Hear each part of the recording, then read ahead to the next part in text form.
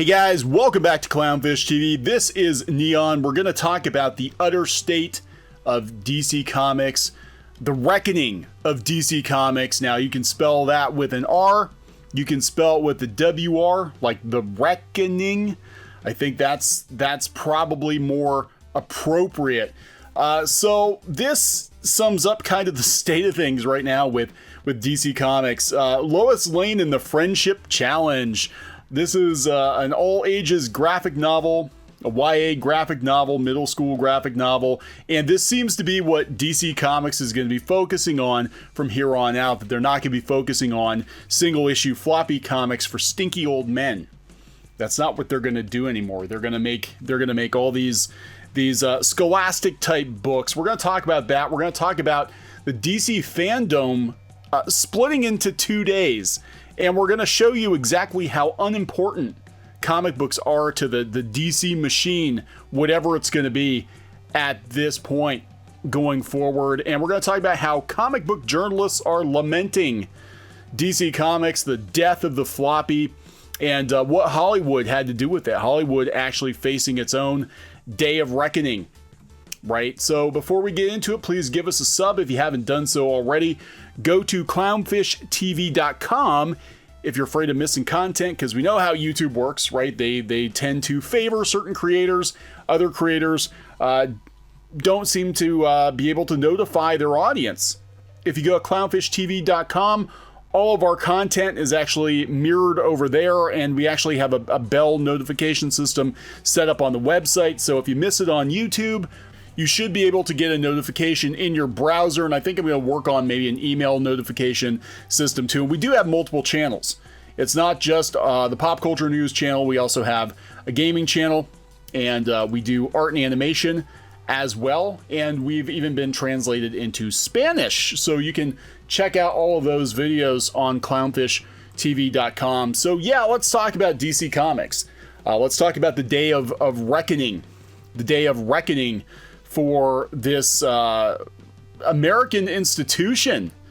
80 plus years of history, DC Comics, and it seems to be sort of drawing to a close, at least the era of DC being a comic book publisher. And Hollywood, I think you can both thank and blame Hollywood for the current state of comics. Thank Hollywood for extending the shelf life, pun completely intended, of floppy comics with interest from the movies, and being able to sort of do a song and a dance for their corporate overlords. These comic book publishers, Marvel and DC, could be like, yeah, you need to keep us around because we can make you movies that make billions. Literally the only reason that comic book publishers have been left to stay mostly intact, I think, for as long as they have been, that the movies were doing well, that there was some value, and frankly, it was kind of charity. Hollywood was able to prop up these companies for years beyond what would have happened had the market actually, won out, and had the market dictated, whether or not these companies would survive. Because Marvel was in a pretty bad state before they sold off the movie rights, and Disney came in, and DC has had its ups and downs over the last couple decades. Basically, comics suffered a mortal wound. The direct market suffered a mortal wound in the 90s with the implosion in the 90s. It just took them this long to basically die. It took this long for something to happen. They were on life support. Hollywood kept the comic book industry on life support, while manga and graphic novels and all that kind of blew up elsewhere. The direct market has been sort of kept alive by the Hollywood machine, and now that's ending because it's the day of reckoning. The money has run out. The money has run out for Hollywood, so they're gonna kick business divisions and business models to the curb that don't make sense. And frankly, DC Comics is a monthly floppy comic book publisher. Does not make sense current year.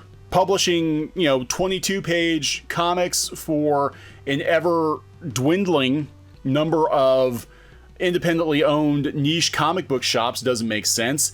And we're going to talk about what the domino effects of this is going to be, that we're going to see because of DC's announcement. We may see Marvel follow suit. In fact, there have been rumors for the last couple of years We've been hearing rumors on the inside over at Disney that they were considering just jobbing out their comics completely and not even publishing comic books themselves anymore, just letting other publishers deal with it. WarnerMedia doesn't think much of comics. We're going to talk about the Fandome schedule and how little comic book content is actually on this. And again, we're going to go back to Comics Beat, Heidi McDonald lamenting the fate of the floppy, talking about Hollywood and talking about the Great Reckoning. I'm going to spell that with a W because that's basically what it is, the reckoning of the comic book industry. And we're going to see a domino effect, right? Like I said, Marvel could follow suit, but we're going to see comic shops go under, those that did not adapt. We're going to see smaller press go under. I believe Valiant right now is talking about, quote unquote, restructuring because they can't survive. They need the direct market. Any business that's dependent on the direct market is gonna hurt. It's probably gonna shrivel up, and comic book shops will become like vinyl record stores where they have some new records produced in small quantities, but mostly they deal in vintage. And I'm seeing more and more comic shops dealing in vintage comic books, expanding out into gaming. We have a local shop that just opened late last year, and they expanded into gaming. They do more online sales. They sell very few comics, and the comics they sell for the most part are 90s comics. They have a lot of back issues. So they're not depending on Diamond and all of this jazz, but we're going to see a lot of these smaller publishers go out of business too, I think. And the future is going to be for comic books. It's going to be graphic novels, manga, direct to consumer, because the direct market's freaking done. I think this is kind of hilarious because a couple of years ago, before the channel really blew up, I mean, we're talking 2.5 years ago, I put a tweet out there that said that Meltdown Comics was closing. This is huge. Can we please stop pretending the comics industry isn't dying in real time here? From Comics Beat. Heidi is like, comics are fine. The current delivery system is going through a big change. However, yes and no. I don't think comics were fine. I said I'll politely disagree that comics are fine right now. Shops are closing at an alarming rate. Sales keep slipping. Books canceled. People suddenly getting gone and sites changing hands to stay afloat. The art form will keep on trucking, but the money is moving. A lot of people who are regular commenters on sites like The Beat and Newsarama, which got absorbed into a video game site because doesn't even pull in enough traffic to warrant its existence as a separate site. A lot of people dogpiled on me on Twitter. And I said the end is near, guys. And here we are. Now Heidi McDonald, 2.5 years later, lamenting the fate of the floppy, talking about how it's an outdated business model. And, she said she found herself among those fretting about the fate of the floppy. She's not much different than retailers who moaned and groaned about Diamond for years and then reacted with revulsion when someone took steps to move away from Diamond. She's talking about how graphic novels have won, but, the comic book industry, as we knew it, is changing. The money is moving. Everything I said, and I got smacked down for, so thanks for that. But, you can blame Hollywood, ultimately, I think, for the continued existence of this format and its demise, its slow demise. I think what happened was, since comics were being propped up by Hollywood money, there was no real incentive to sell as many comics as you possibly could for the betterment of the company, because you knew they were going to keep Marvel in business. You knew they were going to keep DC Comics in business. There was a kind of an unspoken guarantee that we were going to keep you guys around because you were grandfathered in, and maybe once every 5 or 10 years, you'll come up with a storyline that we can turn into a movie, and we'll make all of our money back. We'll make all of our money back on the merch for that movie if we do something based on an accidental hit. And that guarantee is not here. The safety net is not here. They said the legacy system of Hollywood is over, and we've talked to people in Hollywood who've said that people are scared shitless right now because everything they've known, the glitz and glamour of Hollywood, the kind of reassurance that everything was going to be okay. Well, if this movie strikes out, that's okay. There's plenty of money in the bank. We'll get you on the movie next year. That movie will do well.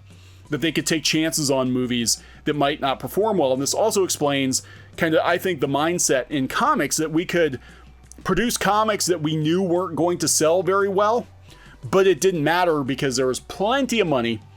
So if these comics don't sell, that's okay. We got other comics, Batman comics, that'll prop everything up. And even if the Batman comics drop off, it doesn't matter because there's a new Batman movie coming out, and that's going to make the money back, and we will be guaranteed jobs, you know, and that's over. It's over for Hollywood, and it's especially over for comics because comics haven't been pulling their own weight. You know, floppy comics. Now I'm talking about the direct market. Manga sales are killing it. Graphic novels are killing it.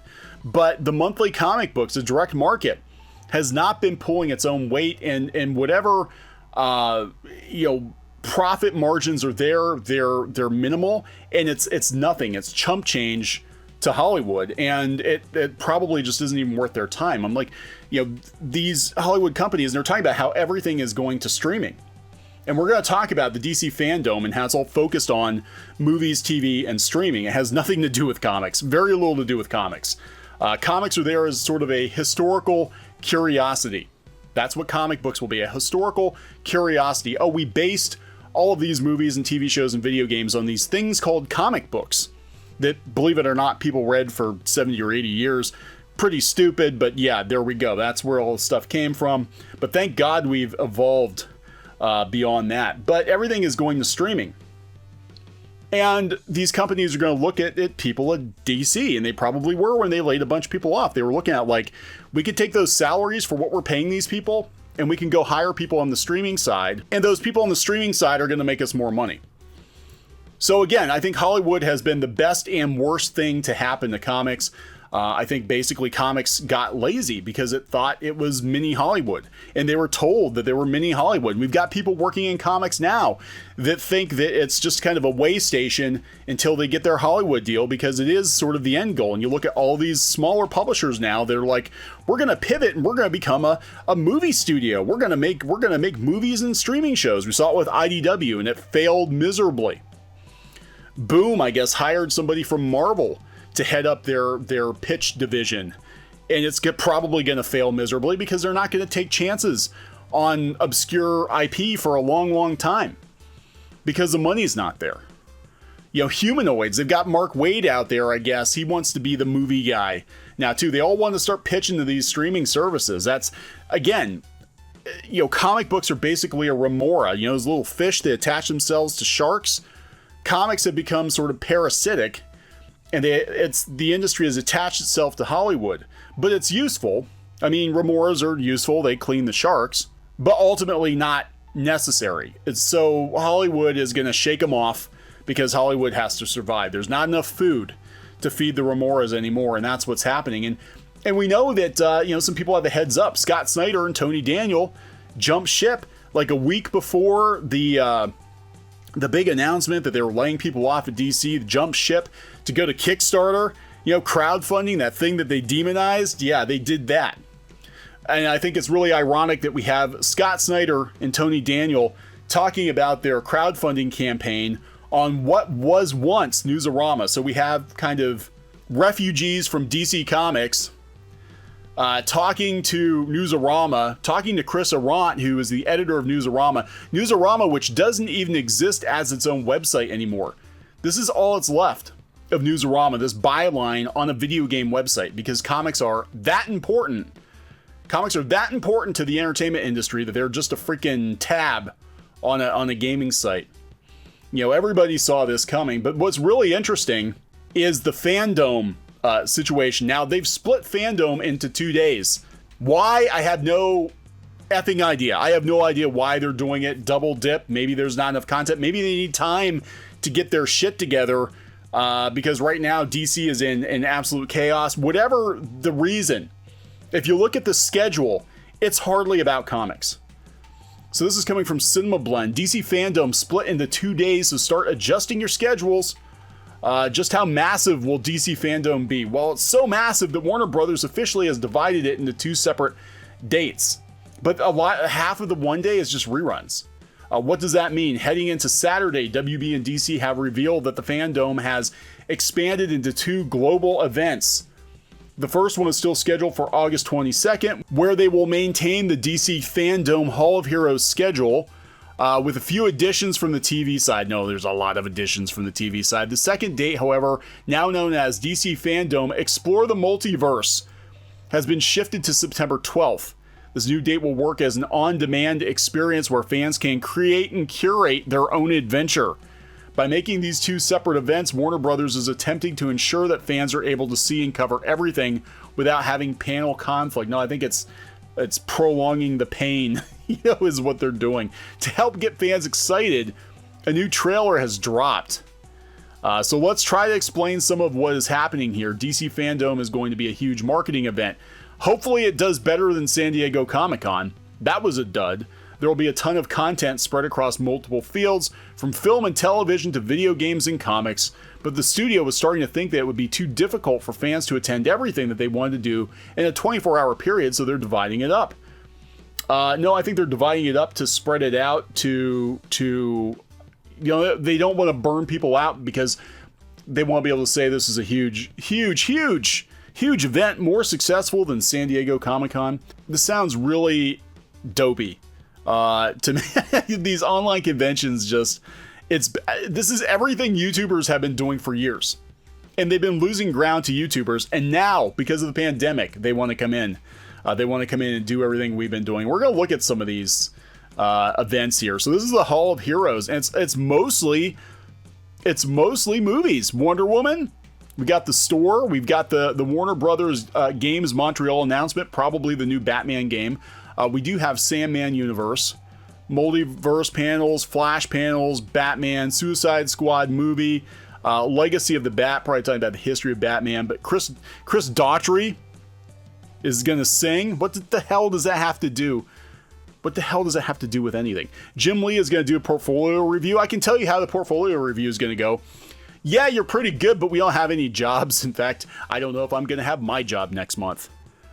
So we got a Batman cartoon panel, Snyder Cut panel, Flash TV panel. Do you see what I'm saying? There's hardly any comics content. CNN Heroes, real life heroes in the age of coronavirus. What the hell? Aquaman, Ask Harley Quinn. We've got some Wonder Woman, again, just the IP that ties into the movies. A Shazam panel, and then they just rerun everything. Blurred and Bougie. What the hell is that? Blurred and Bougie celebration featuring an exclusive DJ set by D Nice on Instagram. I have no idea. Maybe I'm just old. I don't know. Watchverse. So here we've got the all super villains panel. So we're watching stuff and commenting. Is that what we're doing? Here we got something on Batman the Three Jokers. Kidsverse. Ask Beast Boy, Cyborg and Raven. Babs Vlog. Is this Batgirl? Babs Vlog. DC Knows Animation. Lego. Like, come on. Uverse. This is all about cosplay and you. Q&A with the cast of Shazam. Q&A with the cast and crew of Aquaman. Q&A with the Flash. Q&A with Suicide Squad. Q&A with the cast and crew of the WB-TV DC TV series. Where's the comics? Oh, Jim Lee's way down here. Jim Lee's fan Q&A with Jim Lee. People will be like, you related to Stan Lee? He ran DC Comics first, didn't he? Amusement Mile, Batman, Dark Flight, Fun Zone. What is this stuff? Insiderverse. Talking about the design of the movie. Again, where's the comics? They're doing live draw streams. Which YouTubers have been doing forever, and they tried doing that at San Diego Comic-Con. It didn't work. Marvel tries doing it on their YouTube channel, and it doesn't work. Are they going to host all the video on their website so nobody can see the numbers? I bet they are. They're not going to put those out on YouTube because you can see how bad the attendance is if you put the video out on YouTube. But yeah, look, DC Universe is going to be migrated to HBO Max. It's just another IP. It's just another brand. It doesn't mean very much. It's just it's going to be part of the HBO Max machine. They're going to shut down DC Universe and move all the superhero TV shows over to HBO Max, and that's going to be DC. And it's going to be the end of superhero comics as we've known them. It is. It's going to be a domino effect.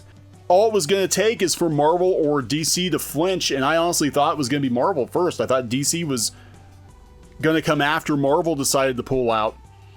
Thought Marvel was going to just job all the comics out to somebody else and be done with it. And that still might happen because Disney is in a really bad state right now. In fact, we've been talking to people who are telling us that Disney is in way worse shape than they're letting on, that the park attendance is abysmal, absolutely abysmal.